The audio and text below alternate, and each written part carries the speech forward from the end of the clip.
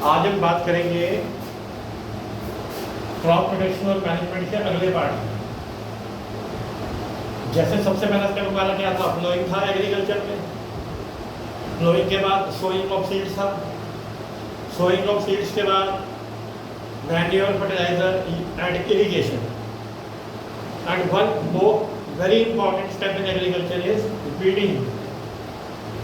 Weeding means removal of weeds. What are weeds? Weeds are unwanted plants that grow in the field along with the main crop.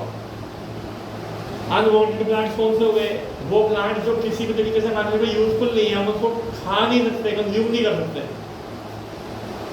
Crop का basically क्या function है? Crop जो है वो हमें अनाज देता है, वो हमें ग्रेन देता। अनाज का मतलब क्या है? जो हम कंज्यूम कर सकते हैं। लेकिन फील्ड में कभी कभी जो हमने क्रॉप उगाई है उसके साथ साथ कुछ ऐसे अनवांटेड प्लांट्स हैं जो ग्रो करते हैं जिसकी कोई कमर्शियल इंपॉर्टेंस नहीं है हमारे लिए, जैसे ग्रास है, बथुआ है। These unwanted plants are called weeds. Why are they harmful? They consume the space in the field. वो फील्ड की स्पेस को क्या कर रहे हैं? वेस्ट। जितने से हमें वीड्स ग्रो कर रहे हैं वो हमारा किसी यूज का ही नहीं है, तो खेत हमारा वेस्ट हो गया। दूसरा, जो हम इरिगेशन से पानी दे रहे हैं क्रॉप्स को, उसमें ज़्यादा पानी घुस खींच लेते हैं। फिर अगर कुछ वीड्स साइज में बढ़ जाएंगे तो ये प्लांट्स की सनलाइट को भी रोकेंगे। They also eat a manure and fertilizer which is meant for the main crop. Because these are the unwanted crops या unwanted plants which grow along with the main crop in the field, and they must be removed. ठीक है?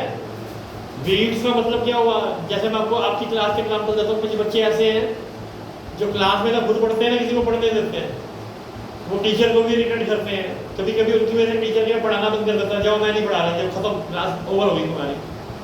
तो उन्होंने अपना time तो waste किया ही किया, तुम्हारा भी टाइम वेस्ट कर दिया।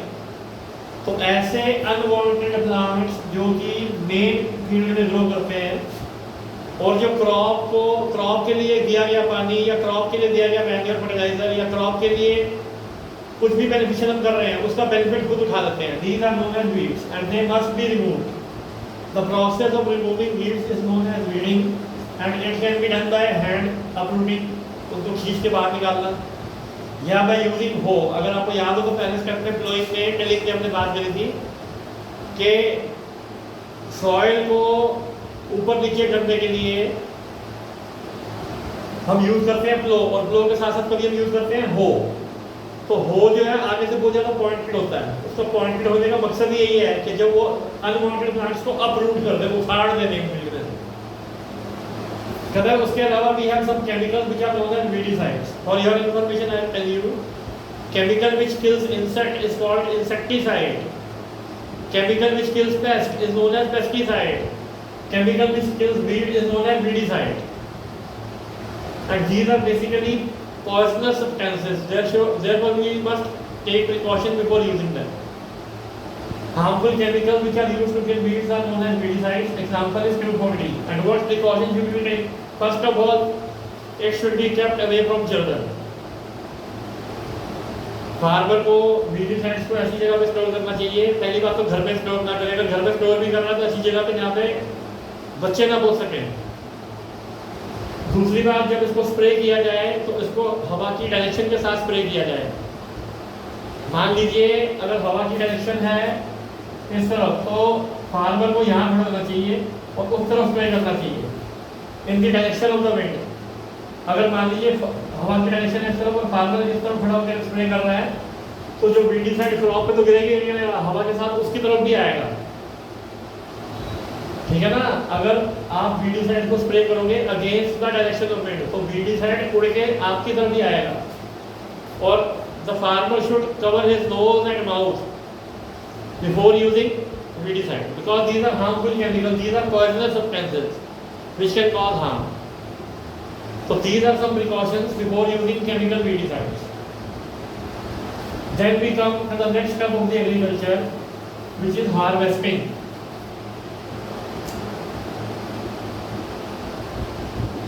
And harvesting is followed by threshing. Harvesting is basically cutting of mature crop. जब फसल पक जाती है, जब फसल तैयार हो जाती है, तो उसको काटने के लिए हम करते हैं प्रोसेस क्या होता है, हार्वेस्टिंग। और इसके लिए एक मशीन यूज होती है, हार्वेस्टर। और जो भी हमारे पास अनाज है, चाहे वो वीट हो, वीट को हिंदी में गेहूं कहते हैं, वीट हो, राइस हो, पल्सेस हो, ये सब they are available in the form of grains, and these grains are covered with a covering which is known as chaff. Her grain के ऊपर एक छिलका होता है, हिंदी में इसको कहते हैं छिलका। जैसे केले का छिलका है, संतरे का छिलका है, ऐसे ही हर ग्रेन के ऊपर भी क्या होता है, छिलका, जिसको कहते हैं शाप। तो इस शाप को हटा के और ग्रेन को अलग करना is known as threshing, and this is done by thresher. Harvesting is done by harvester. Harvesting means cutting of the mature crop, and threshing is done by thresher. लेकिन एक मशीन आती है जो ये दोनों काम एक साथ कर सकती है, and that is known as combine. Combine का नाम ही क्या बता रहा है? It can combine two functions of agriculture, that are harvesting और threshing. Threshing का एक अगला स्टेप होता है winnowing. Winnowing का मतलब क्या, छिलका अलग कर देना और ग्रेन अलग कर देना। जब हम छिलके से अलग करते हैं ग्रेन को, तो छिलका और ग्रेन मिक्स है बीच में, अनाज का दाना और उसका छिलका दोनों मिक्स है। उनको सेपरेट करने के लिए बाई एयर भी हो जाता है ये। अगर आप उसको ऊंची जगह से गिराओगे तो छिलका हल्का होगा, वो उड़ के अलग हो जाएगा और ग्रेन नीचे गिर जाएगा। तो थ्रेशिंग का ये पार्ट है, विनोइंग भी है।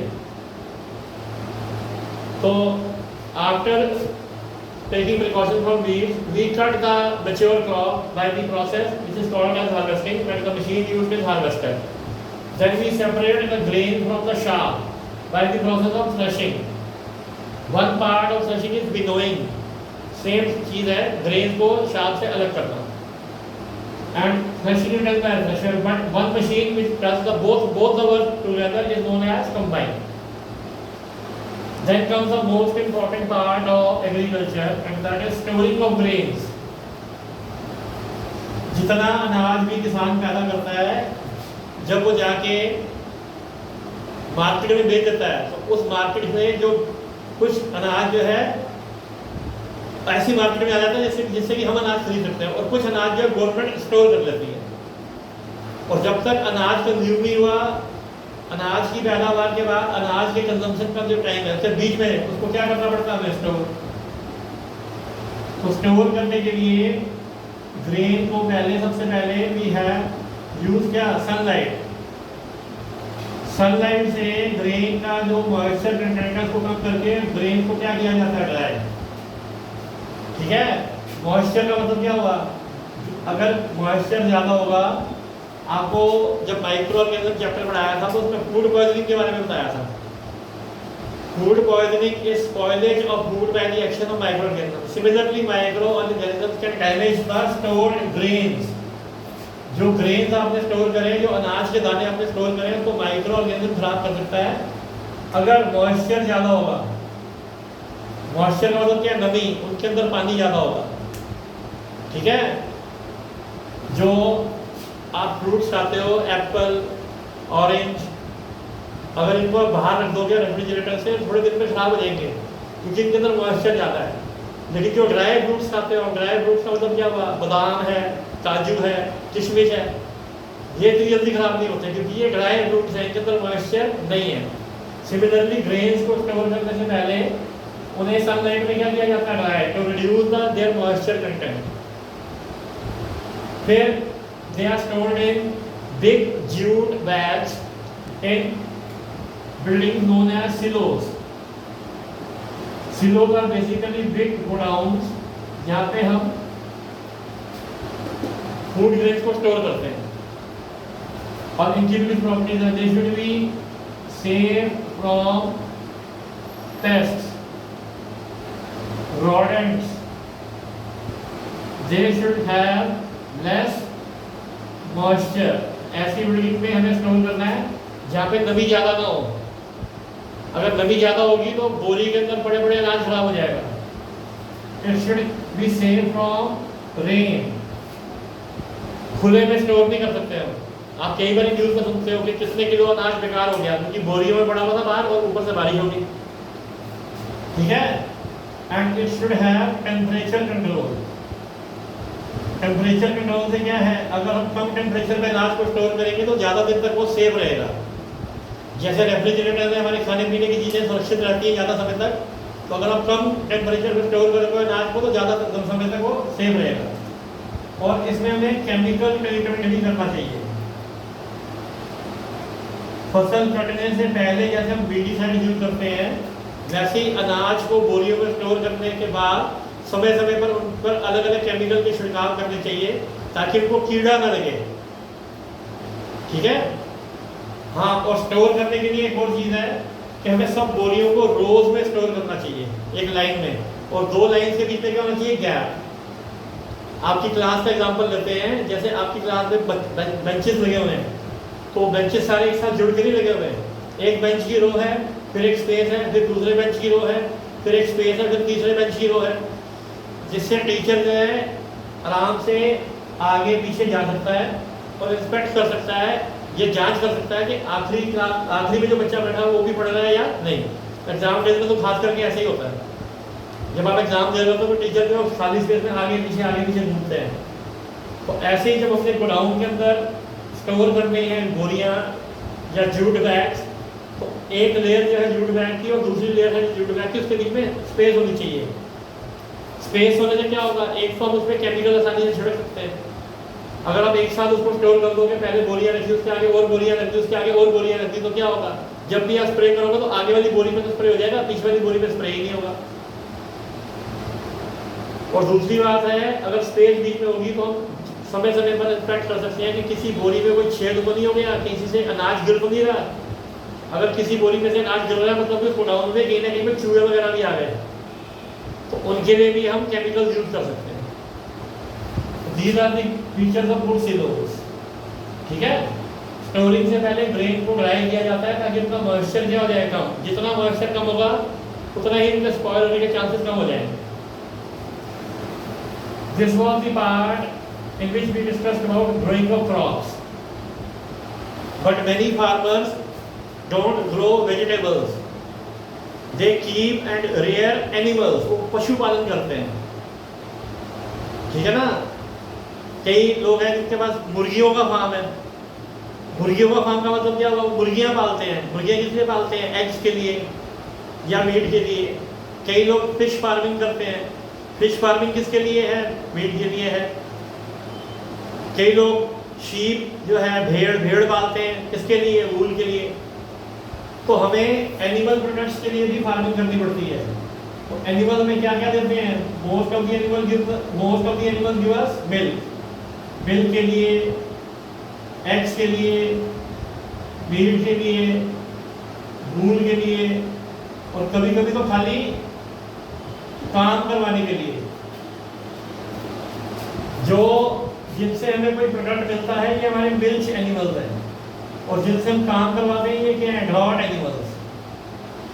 तो पशुपालन, जानवरों के पालने को हम क्या कहते हैं, एनिमल हस्बेंड्री, ठीक है। अब एनिमल हस्बेंड्री के कुछ स्टेप्स हैं। सबसे पहला है फीडिंग। फीडिंग के लिए हमें एनिमल को कंसंट्रेट भी देना चाहिए और साथ में रफेज भी देना चाहिए। देखो, रफेज का मतलब होता है जैसे भूसा देते हैं हम, जो हम खाना खाते हैं उसमें कुछ चपाती है, कुछ दाल है, कुछ राइस है, ये हमें प्रोटीन कार्बोहाइड्रेट देता है। लेकिन जो सैलेड है ये रफेज है। रफेज हमारा पेट भरता है लेकिन ये हमें कोई न्यूट्रिएंट नहीं देता। तो एनिमल को भी जब उसका खाना दिया जाए तो उसमें रफेज तो हो जिससे उसका पेट भरे, लेकिन साथ में कुछ कंसंट्रेट भी हो। कंसंट्रेट का मतलब क्या है, कोई ऐसी चीज जिसमें प्रोटीन ज़्यादा हो, विटामिन ज़्यादा हो, जिससे एनिमल को स्ट्रेंथ मिले। So this is the first step of animal husbandry, feeding them with proper diet, balanced diet. Then comes heating. Heating means proper shelter होना चाहिए उनका।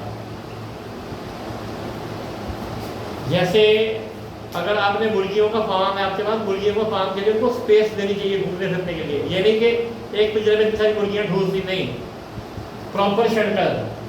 जो उनको बारिश से बचाए, जो उनको धूप से बचाए, जो उनको शिकारी से बचाए। शिकारी क्या हुआ, अब जैसे मुर्गियों को कुत्ते या बिल्ली खा जाते हैं, तो उनसे बचाने के लिए भी उनका प्रॉपर शेल्टर होना चाहिए।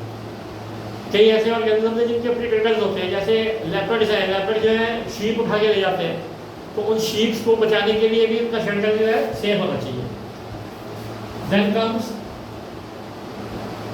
ब्रीडिंग। ब्रीडिंग मीन्स क्या, to protect them from any kind of disease. Vaccination होनी चाहिए एनिमल्स की भी।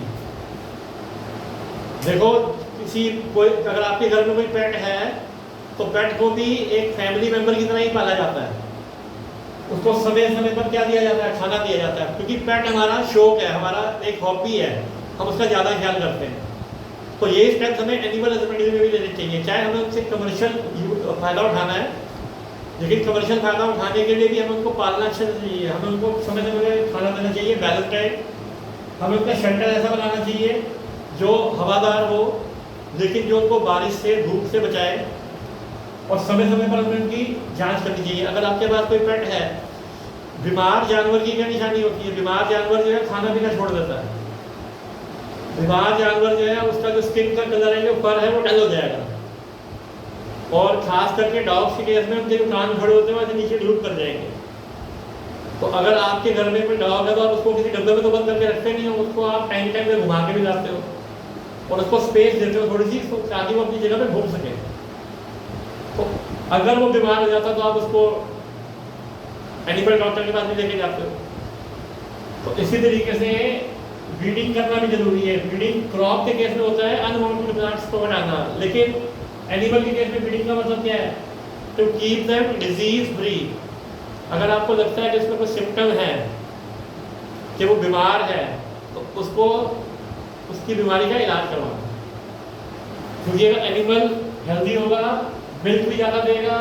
अगर हम उसको मिल्क के लिए पाल रहे हैं, काऊ बफेलो ये मिल्क के लिए पाली जाती है। अगर हैन है तो एग्स जो है अच्छी क्वालिटी के एग्स देगा। मीट शीप, अगर शीप की सेहत ठीक है तो बूल के अंदर शाइन होगी, अगर वो बीमार शीप है तो उसकी बूल में शाइन नहीं होगी। और अगर आप एनिमल को वर्क के लिए यूज़ कर रहे हो तो फिर तो वैसे उसका हेल्दी होना बहुत जरूरी है। अगर आप एनिमल के द्वारा अपने खेत में फ्लो चलाते हो या एनिमल के द्वारा कोई वजन उठवाते हो, उससे अगर उनको बीमार हो तो वैसे ही वजन नहीं उठा पाएगा। ठीक है, तो this is the keeping and rearing of animals for their commercial importance.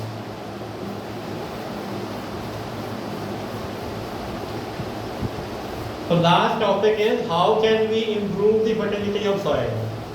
We can improve the fertility of soil by using manure and fertilizers. But fertilizers are non-biodegradable. Now the question arises: what is biodegradable and what is non-biodegradable? The substance which can be broken down by the action of microorganisms.